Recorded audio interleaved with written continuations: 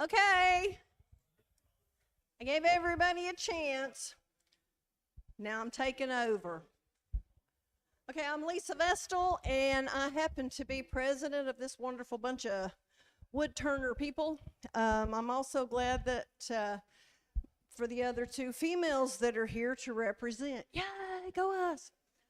But anyway, we have several guests here tonight, and Bob Lassier, I'm going to kill your last name, but anyway, he's our newest member that I know of, or what? Is there a newer than Bob? Kevin? Kevin White? Thank you, I'm so sorry. And it's Kevin Clark. All right, now he is our newest new member. So, now I would like for our guests, I have on record there are 6 of you. So I'd like each of you to stand up and introduce yourself and just give you a short little spiel there, and we'll go to the next one. Talk loud. Bill Martin, New Iberia, Louisiana, here visiting. Okay. Excellent, excellent. Thank you for being with us. Next. All right. My name is Isaac Draper. Just moved here from Utah, so that was like 3 months ago. I've been turning for probably like a year and a half at this point. Excellent, thank you.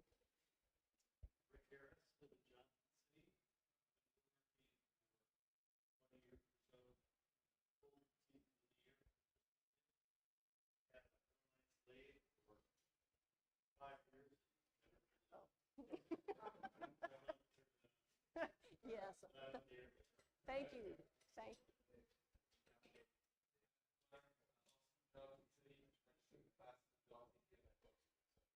Excellent. I'm glad you're with us. All right. Bob Schrader. I've been turning for about 22 years. Ken Lewis, Dwyer, and Jerry started this organization. I'm actually in the process of, unfortunately, closing down my shop. And I've got a radio arm saw, 12-inch radio arm saw. That's the deal. Excellent. Thank you so much. And excellent.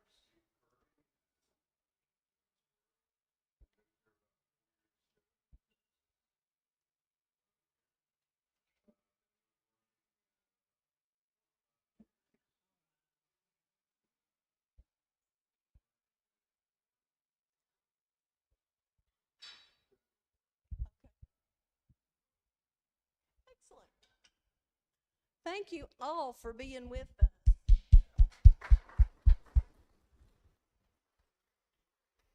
Okay, announcements.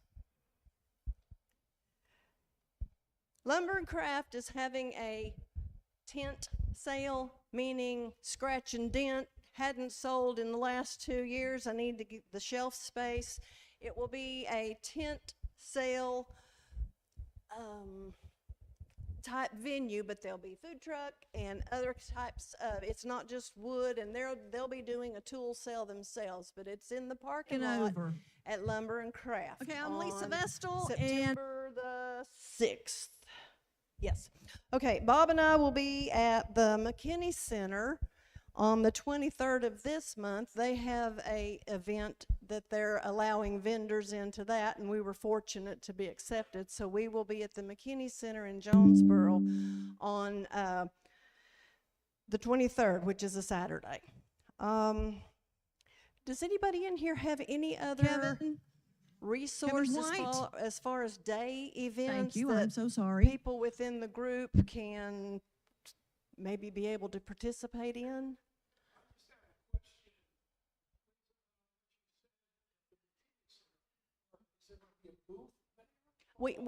They're having, oh no, just Bob and I didn't know you wanted to.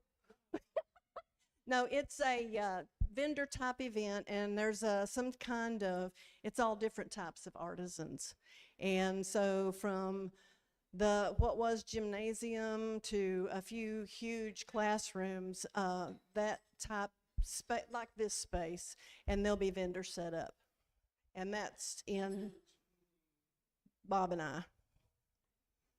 So it's just a local thing with local artisans, and we had opportunity to set up a booth space. So I know in October's the storytelling thing, and I think Tennessee Craft sets up for that. So if is any Tennessee Craft individuals, they'll set up once again at the Christian church on the lawn.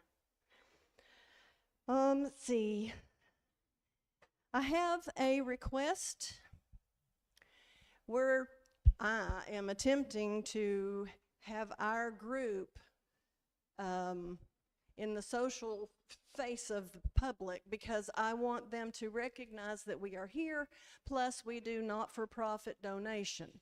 So for this third quarter, I would appreciate having some, maybe 5 items given to the club that we can do a silent auction type thing 5 with. items. And the proceeds Give it- from that would go to whichever not-for-profit we agree would need the funds. So that's what I would like for us to do for our third quarter donation, is have about 5 items that we can do a silent auction for. And I'd like to be able to do that probably the 1st of October. So be thinking about it, and if there's more than 5, that's great too. We'll figure something out, but the proceeds would be donated. There are some items that are back in this room that have been stored here, and we've been dusting them and, you know, shaking the rust off. But there's some items back in this room that need to be sold, auctioned through the group, or just outright sold to John Q. Public. Matters not, but the room we have a vacuum chuck back there. And then, of course, the small lathe, which didn't turn out to be beneficial for our events outside. And there's a coffee pot, and the grinder over here behind Dan. Those are things that we will be selling, and the proceeds will go to the club. So the club owns them, we sell them, the club benefits. And it will be, you know, of course, the highest bid. We also had Kirk DeHeer at Lumber and Craft on the 10th of July, and that was fantastic. Whoever got to come, it was wonderful. And he's got more knowledge in his little finger than, he's just a brilliant guy. Greatly enjoyed it. All right, we have an instant gallery, and I think it's time for somebody else to talk. Who's first?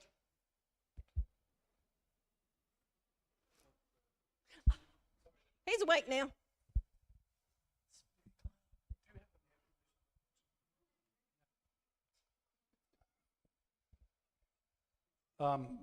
Anybody here that's not a wood turner? It's too bad. Well, I brought some stuff that I didn't turn. And I just wanted to make those of you that have not turned feel comfortable. Carving. Little wood sprite. Little dude. Maple. Ash, sorry.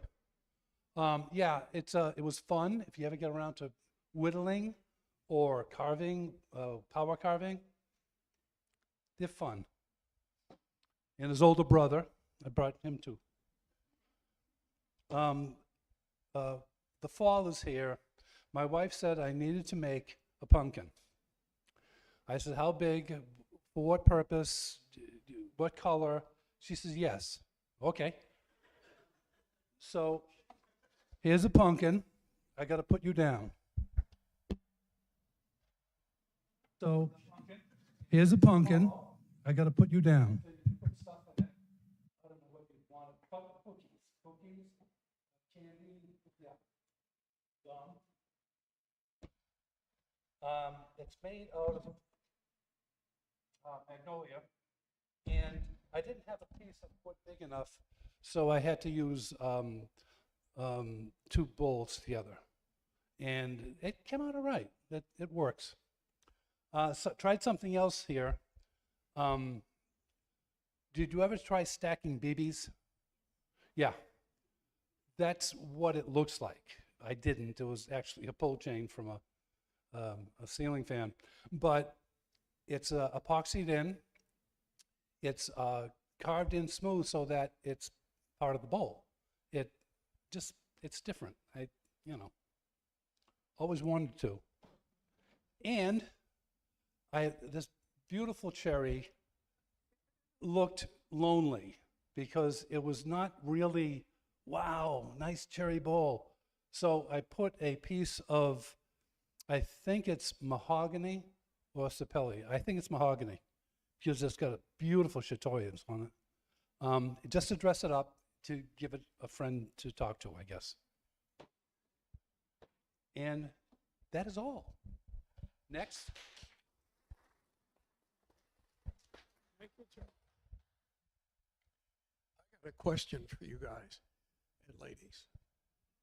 How many of you are members of the AAW? Raise a hand. Okay. For those of you who are not, if you will direct your attention over there to our secretary, you will see I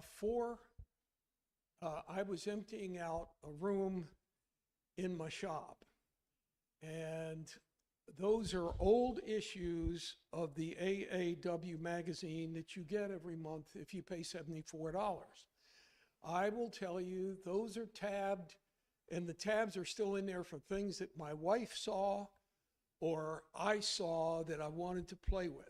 There is more knowledge in that stuff. Now, if you pay the $74, I will tell you, you can get into the treasury of the AAW all the way back to the first year, and you can actually search for specific information. It'll tell you what year it is and so forth, and it will come up.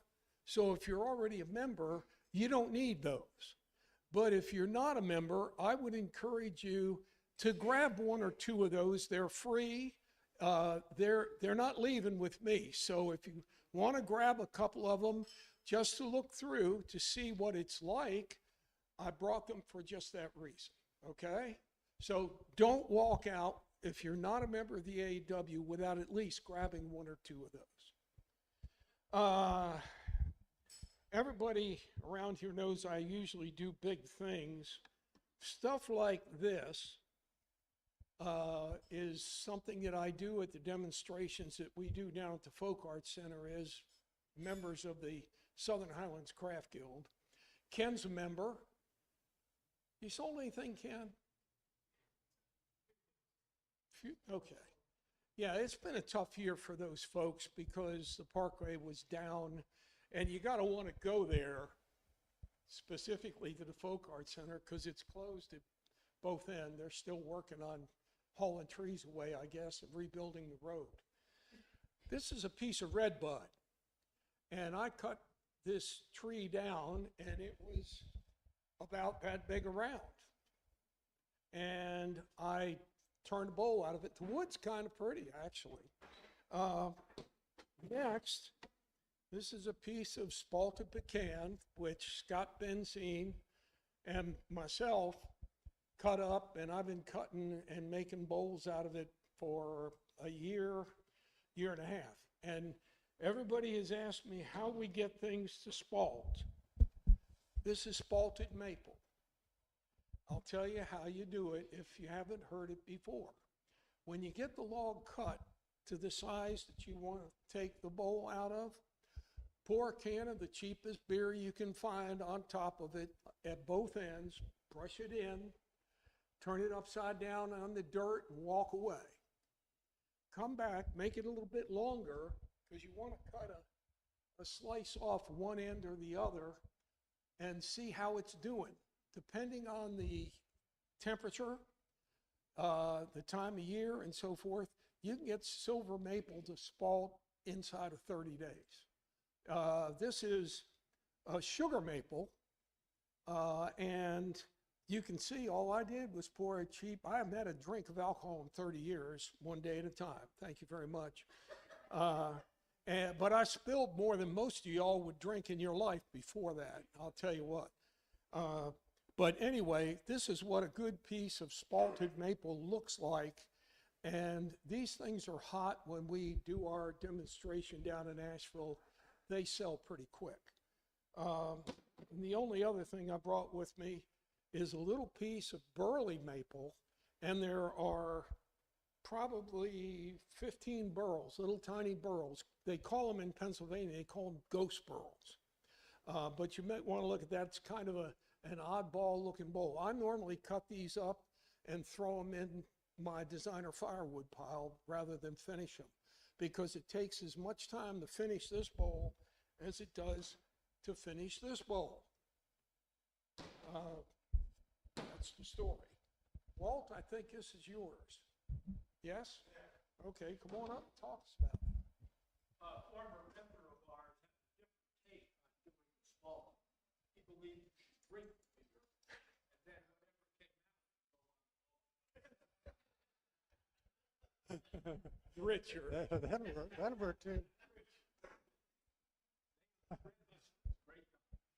I don't know if I brought this in before, but it's just an example of a square bowl. They don't have to be round, and you can make it out of a piece of 2-inch lumber, which is readily available anywhere. This is hickory, and my son actually made a kitchen table out of this stuff, and it's beautiful. It's really nice. I've got some boards that are like 15 inches wide. At Lumber and Craft next month, I'm going to do a demo and make one of these. The 11th.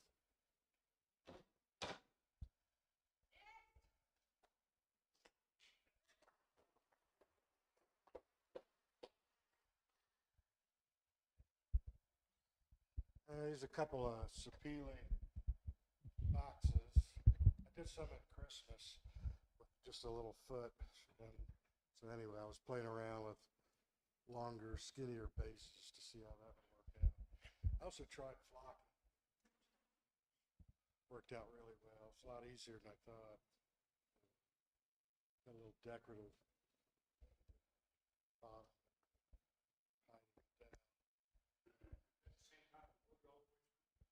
This is all sapele, and I used India ink. I found this great ink. It's Japanese made for calligraphy. Works really well. About one coat of excellent stuff. Same thing here. This is sapele, but I had some olive wood. Base. It's nice pigment. Thank you.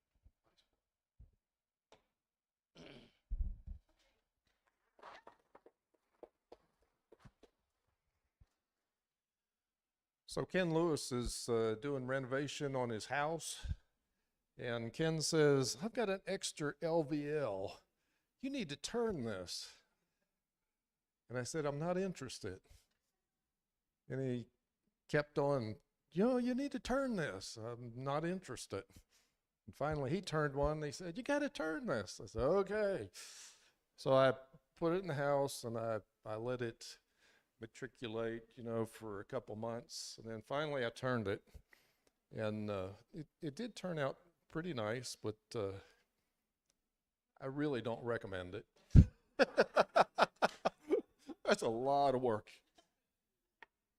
About the same time then, I started and I made this maple bowl. July has been very productive for me. I think I've finished off about 24 bowls and about a half a dozen boxes. This was a piece of walnut firewood. I ordered some firewood 2 years ago, and I asked the guy what he had, and he said, well, I got some walnut. And I said, it's illegal to burn walnut. He said, what? I said, for a wood turner, or a woodworker, it's illegal to burn walnut. But he brought me a log, and I roughed it, and it split. And so I let it sit for 2 years. And I made another bowl for one of our relatives in Johnstown, Pennsylvania earlier this year, and it turned out looking absolutely beautiful from that firewood. And so I had another 4 or 5 of them, so I finished all of those off too, and it is very nice. About the same time as I got that, we ran across a place in Indian Springs that had a tree in their front yard cut down. I was just driving around looking for wood back before I had much wood available to me, and asking what type of wood it was, and they said it was cherry.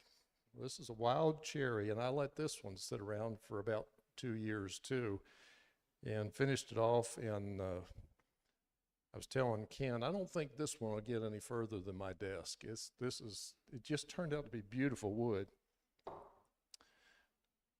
Then I made this lidded bowl for my financial advisor in Knoxville, who actually had a son about a year ago now. And I had made another one when he had a daughter a few years back, so I was kind of obligated to do the same for his son, so I did that. And we don't get together very often. We talk on the phone most of the time, but that's for them. And then I went to Kirk's demo and took good notes. And I went home and I took a piece of box elder, and I had the tools. I just hadn't really made anything with them, and destroyed that piece of box elder. And so then I took a piece of walnut that was green, turned it in the face orientation, and it actually turned out pretty good. Of course, I can't thread it up anymore because it's warped. But he said, you know, if you stabilize the wood, you can turn anything. And so I said, I'm going to look into that. So I bought a vacuum chamber and a vacuum pump and so forth. I spent a couple $100 on that, $100 on cactus juice. And I had some box elder that had some beautiful figure in it. But it was really, I mean, it was destined for the scrap heap, really. I stabilized all of that, or what I wanted to stabilize of it. And this stuff is absolutely gorgeous. It's at least twice the weight of what it was before I stabilized it.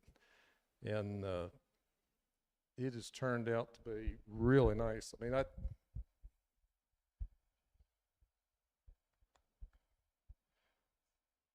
threaded it, so I not only did one, but I did 4. So Kirk was very inspiring.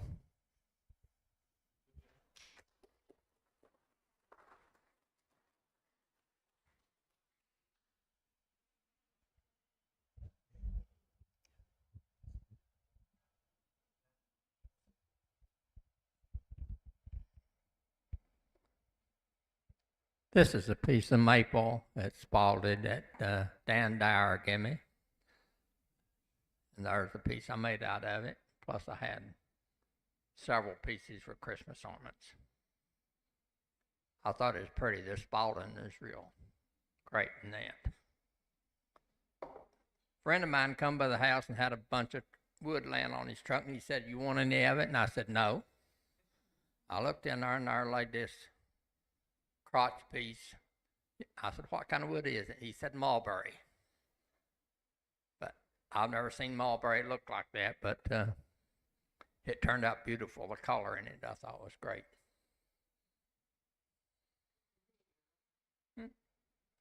That's it.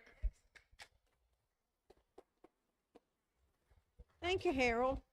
And because I aspire to maybe turn a bowl, until then, I like these.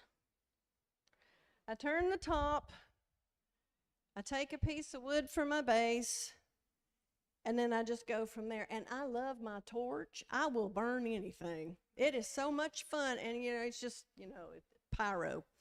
But then this right here that looks like a grub is a piece of honeysuckle.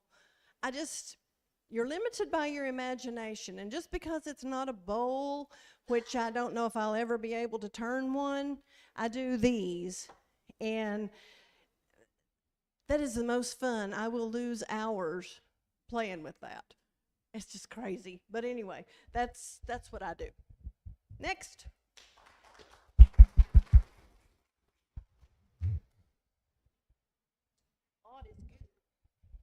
All right.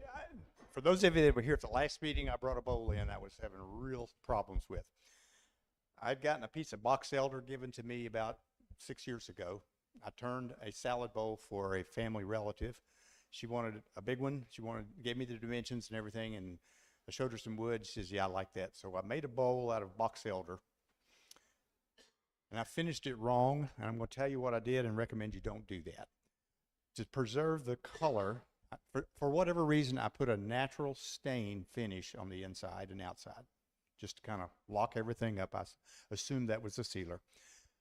Then I put a coat of spar varnish over everything to preserve the red color.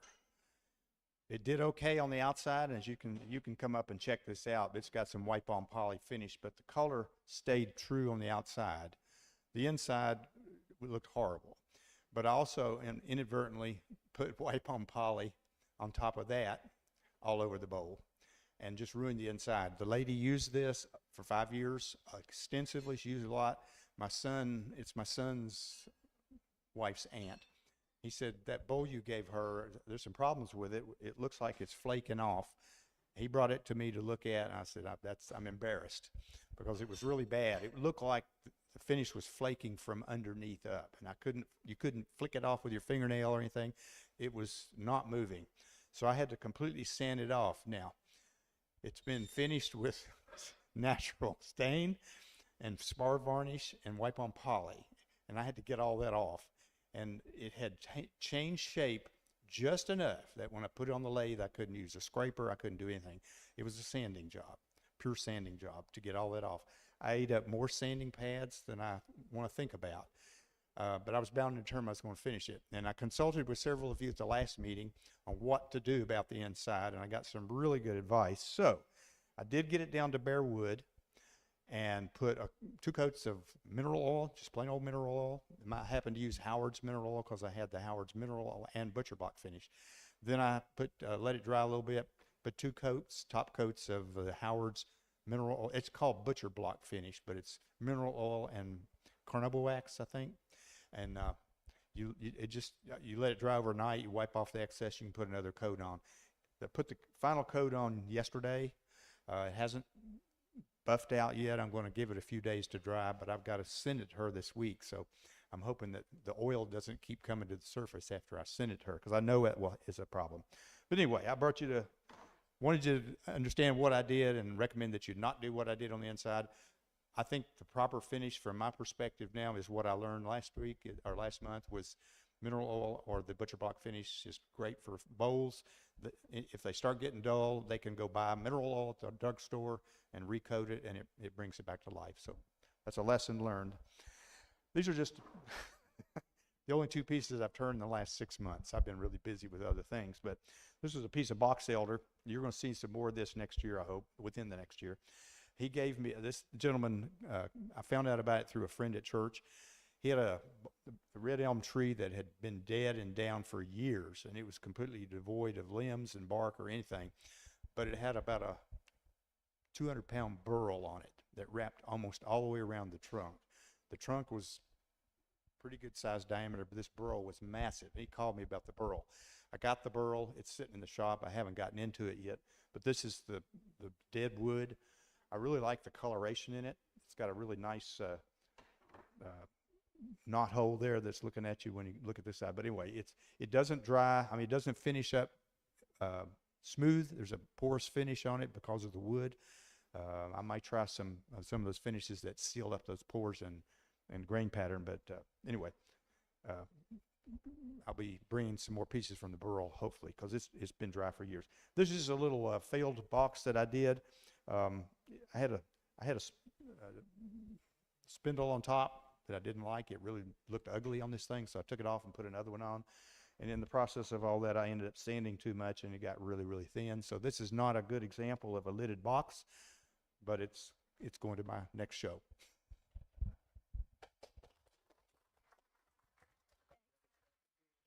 Ladies' house. Yeah, Dave's got, let's just do it now. Dave's got some information to share with the group. There's a widow that is needing help. This is another benefit of being a member of AAW.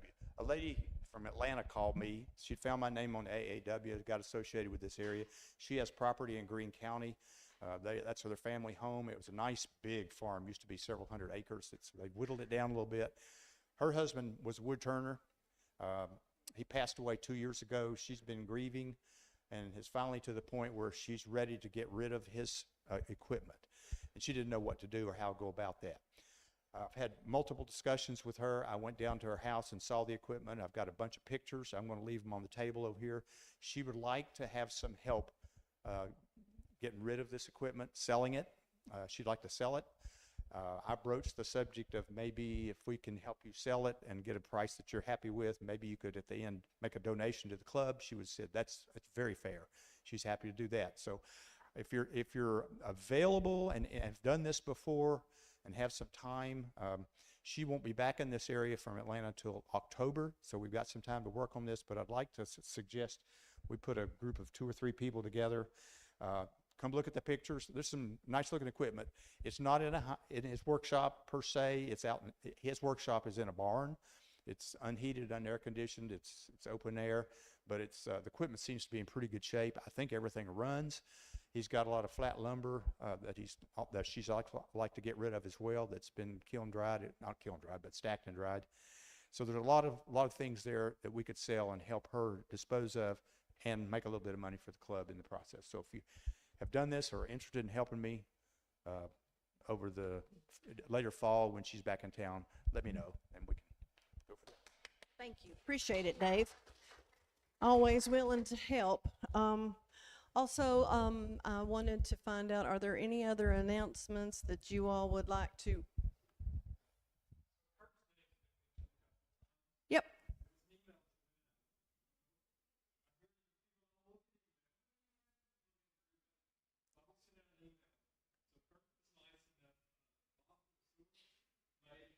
Mm-hmm.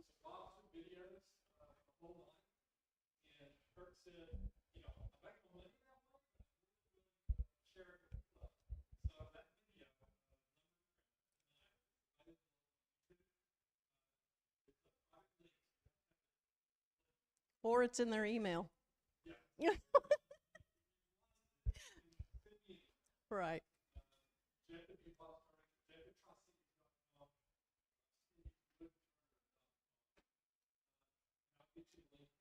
Mm-hmm. That was neat. Yeah. Okay. Now, without further ado, Richard. What I'm going to do today is I'm going to do a bowl save. How to get more than one bowl out of a blank. Turn the knock on. Do you think I need it? I don't know, for the, Maybe behind the curtain here. But anyway, there are 2 types that I know about. There are probably many more. There's the McNaughton system, which you have to have a lot of skill, I think, to do it, but you can make many different shapes with the McNaughton that I know about. There are probably many more with the one way, which I'm going to demonstrate today. The one way is dumbed down, and I needed dumbed down. Most of the time, it works really well. But on occasion, we're dumber than we think. Okay? And so it'll come out the bottom. So you've got to be conscious of where the bottom is and where your knife is. There are 4 knives. The number 1 knife will do 10, 11, 9-inch bowl. The number 2 9 will do 12, 13. Number 3 9 will do like 14, 13, 14. And then the number 4 knife will do 16 and a half to 18. I had to make my bull blank a little under 18, but I'm going to start, I'm going to do the four cutter. The four cutter goes 7.5 inches into the wood. The three cutter goes 6. The two cutter goes 5, and the one cutter goes 3 7/8 into the wood. That's about what they do. But anyway, the first thing you have to do is you have to make sure that your cutter is dead on with your knife. And as you can see, I've done all the other 3 because it takes some time, but this one is a little high, and so I've got to lower it. And they come with the knives, the 4 knives, and then you get this, which gives the knife support as you go into the wood. And so if you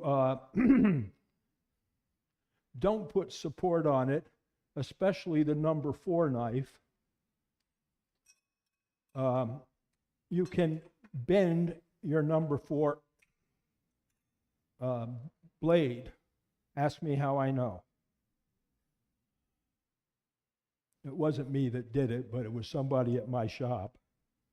And what? Can you?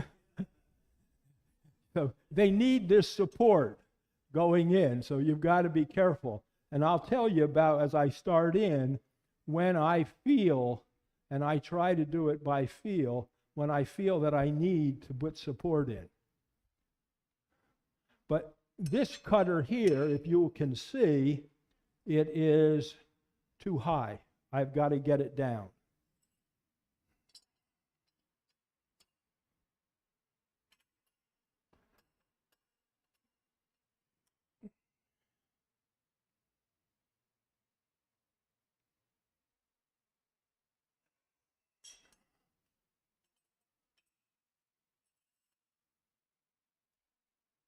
Wow.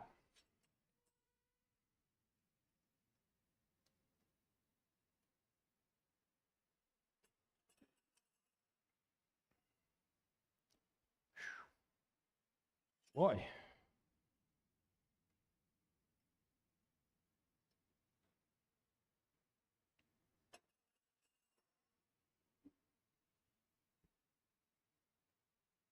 One.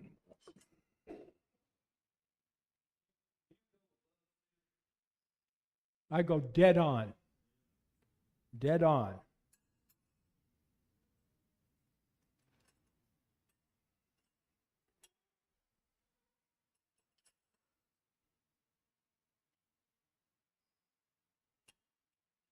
Huh.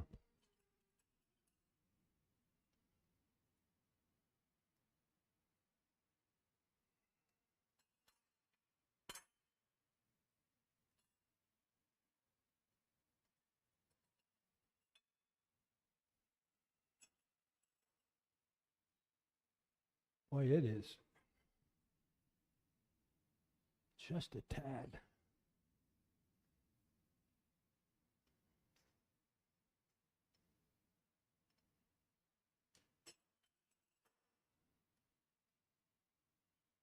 And we have to thank Jerry.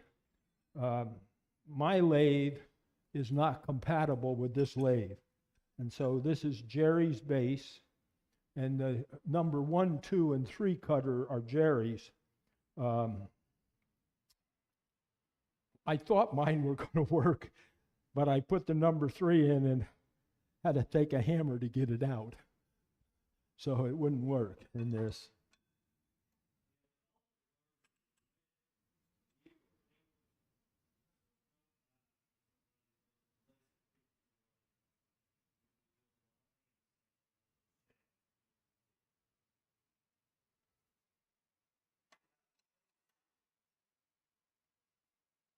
Okay, that's number 3 set.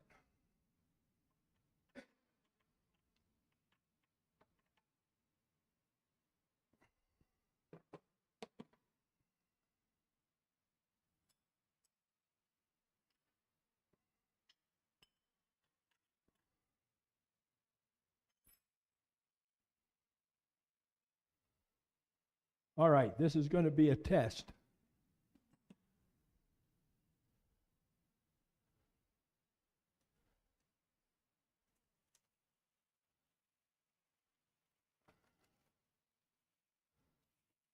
Normally, I put the bowl blank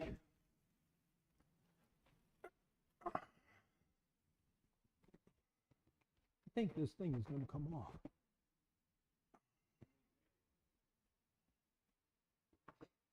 Yeah, we'll see. I've been practicing all day to lift it. No, I'm not getting it.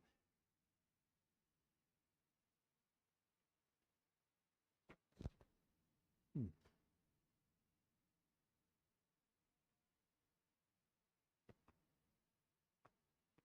Oh.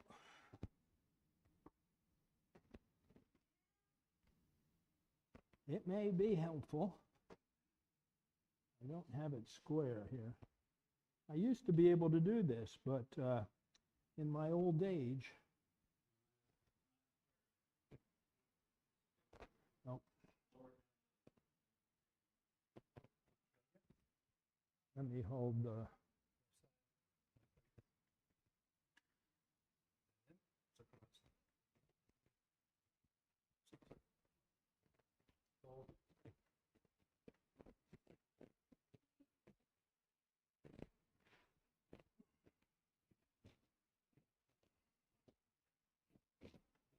Let's hope this faceplate is going to go on this lathe.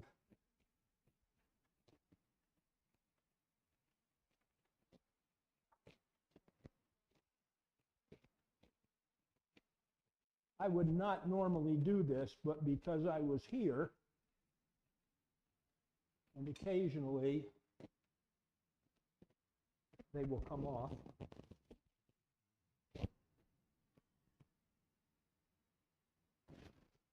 Now, you'll start. Can you hear me? I talk loud enough? Okay. I can do without this.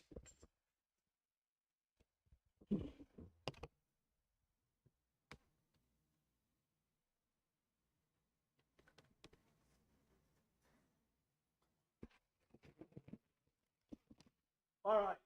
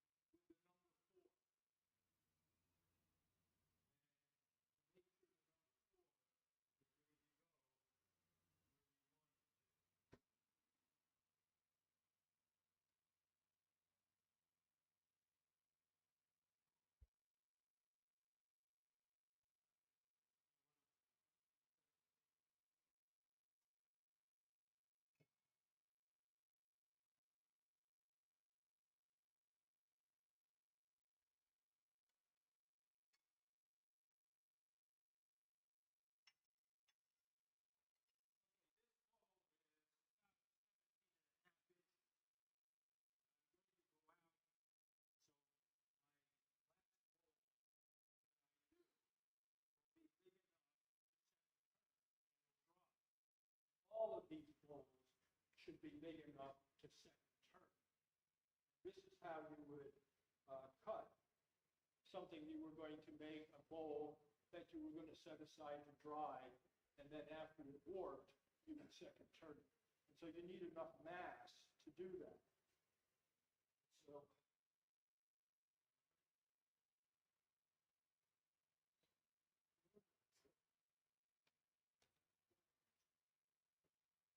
too much stuff.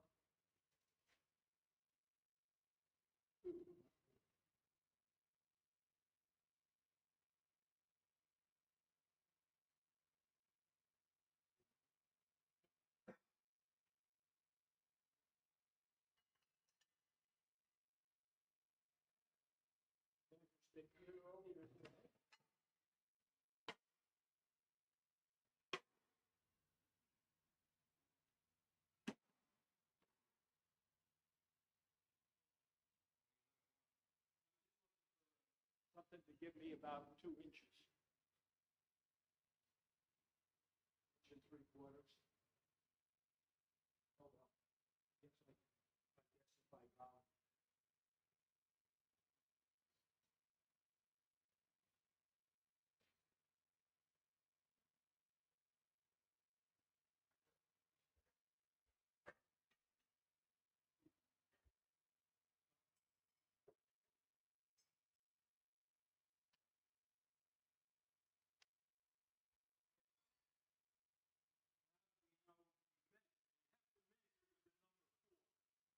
because that'll set everything up for you.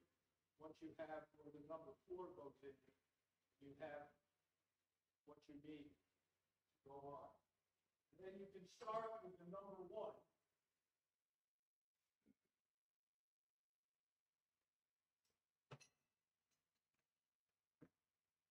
Where you have to get that depth to know that the number 4 is going to go the right depth.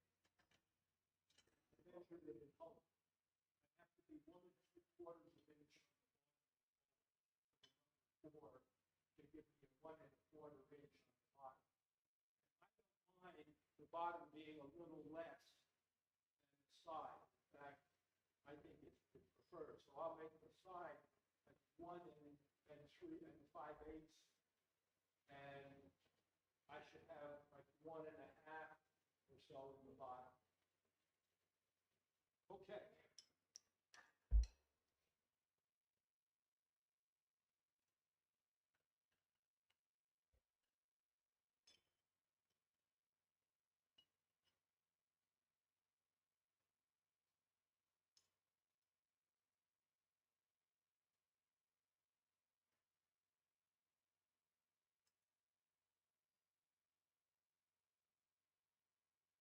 Do I need a wrench under this, Jerry, to hold it?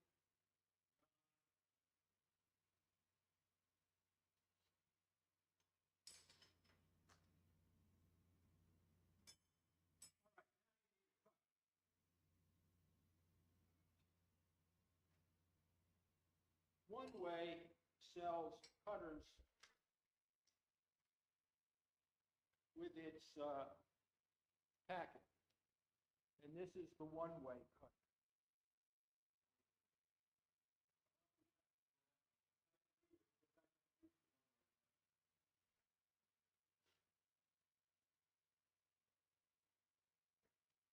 Hunter sells something called the CoPro. That I won't send around. The CoPro, they have gotten 60 bowls out of the CoPro. And it does throw the shavings out pretty well. It's a little diamond shape. And the downside is I think it leaves harder scratches on the bowls. So you got to sand a little more. But it is such a good cutter. It really throws it out.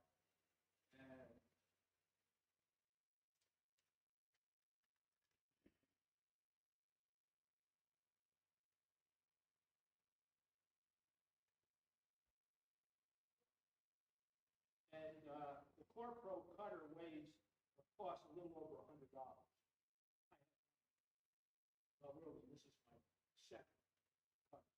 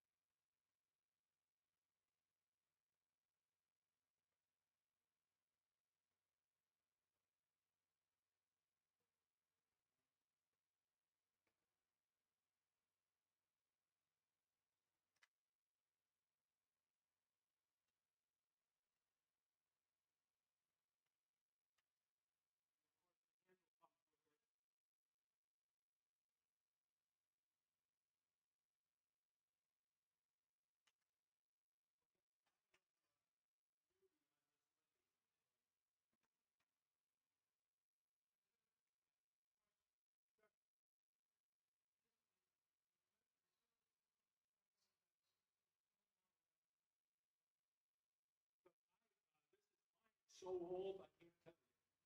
I bought it back when Jerry was still running Woodturners. So I had it, and I have have to thank Jerry. My lathe is a stubby, and my halfway point is 8 inches. This is 10 inches. I thought I would just need Jerry's base, but my number 4 knife fit real nice in it, but 1, 2, and 3 I couldn't get in. So I had to have Jerry run home and get it, and I thank him for that, so we can have this show.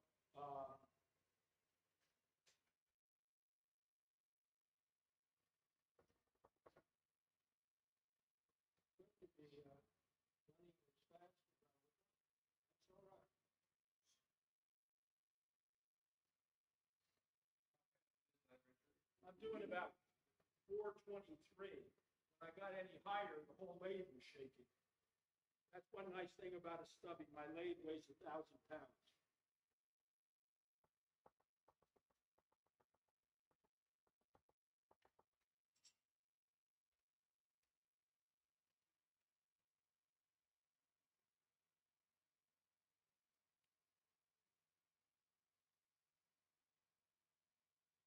Did not see.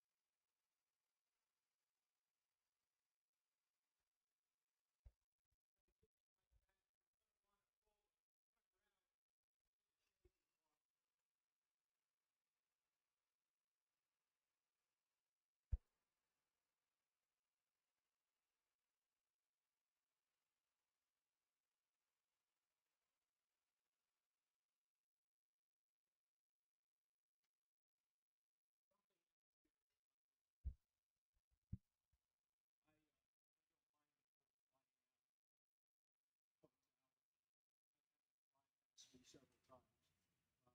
So that doesn't bother me. But here I think I'll take the safe way.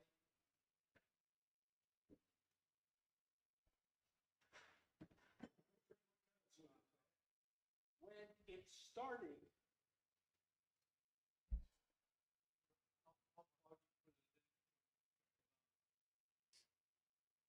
what's that? How far do you cut before you break it off? It'll go almost parallel or a little beyond parallel here when it's coming off. And unless you're in this stage, you're not going to be able to get the tailstock. All right, how do I work this? Just hold it.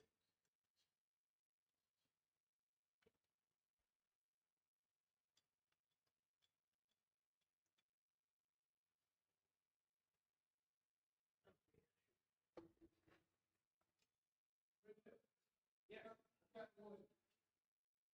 What's the wood? Oh, it's cherry, they tell me. I got it at Buddy Wood. I go there because they have this nice machine that cuts it right through the pith. Yeah. And the pith was cracked in it, so it was nice that they cut it through the pith. Uh,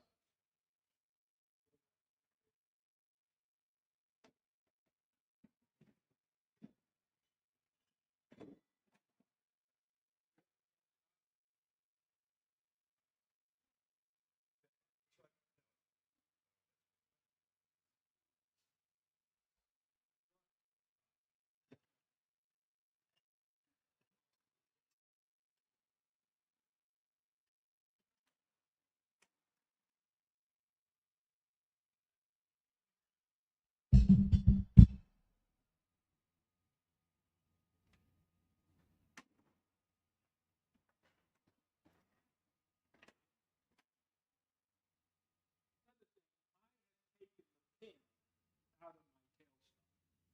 I don't have a pin in it. And that's because I do a lot of live edge bowls.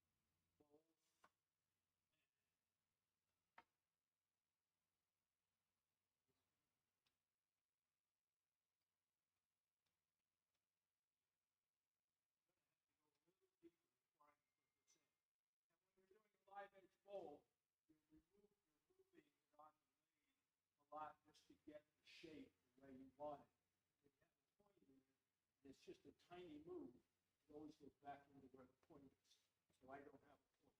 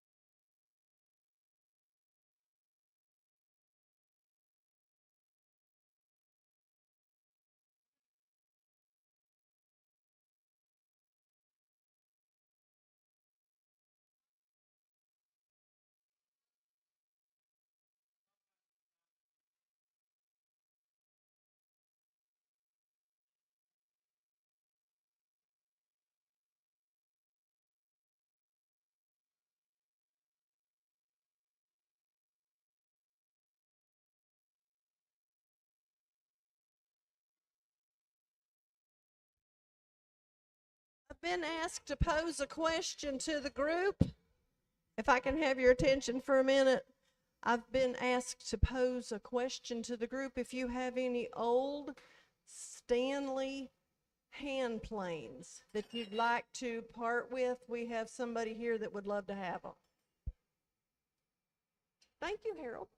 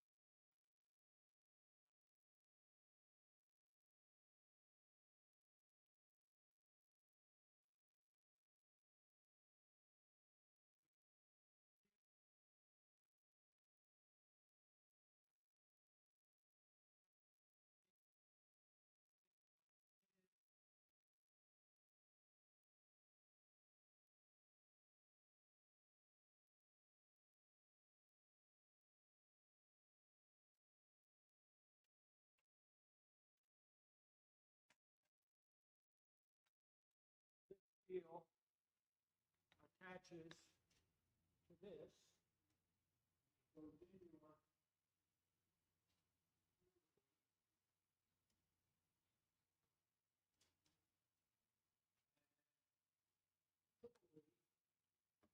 brown. It's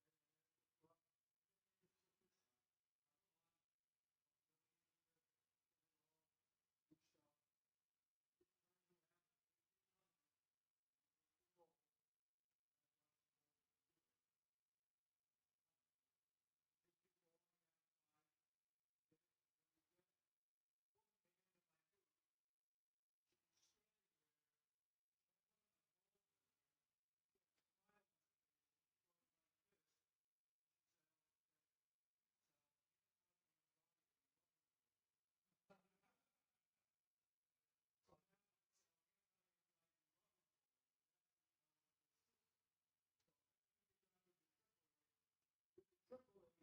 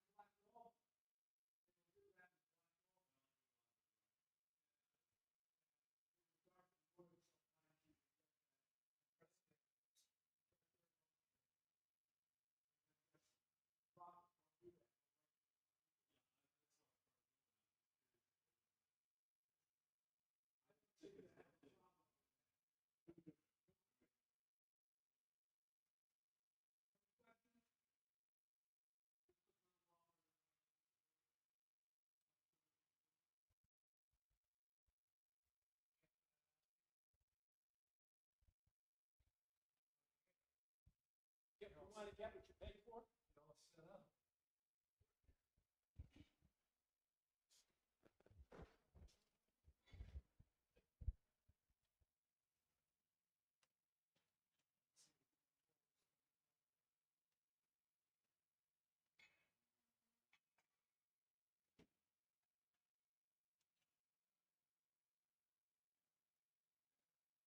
Now, when I finish these,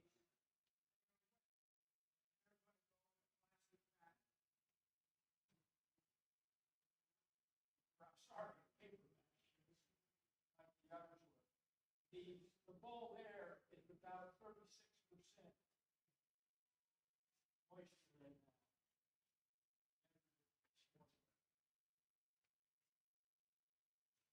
I'll leave it in, when I do a natural red light like that, I'll leave it in a couple of months. And usually after a couple of months, it's dry enough to sand.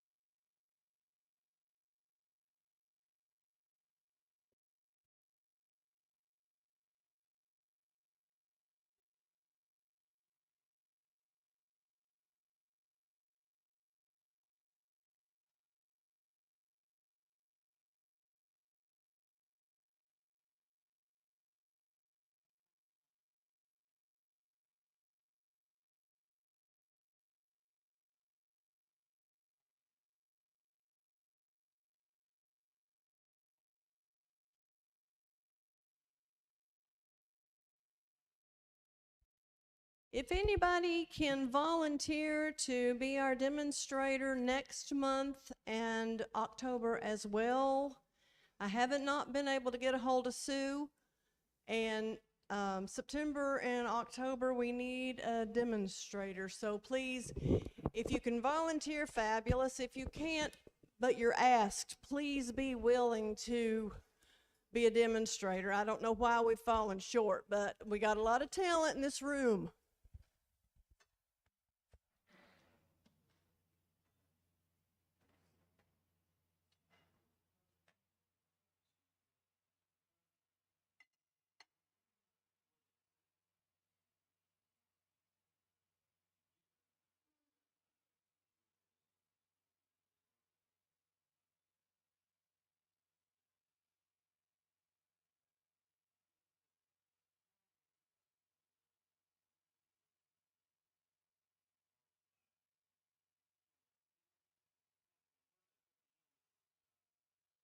Oh, it's on the tool back there.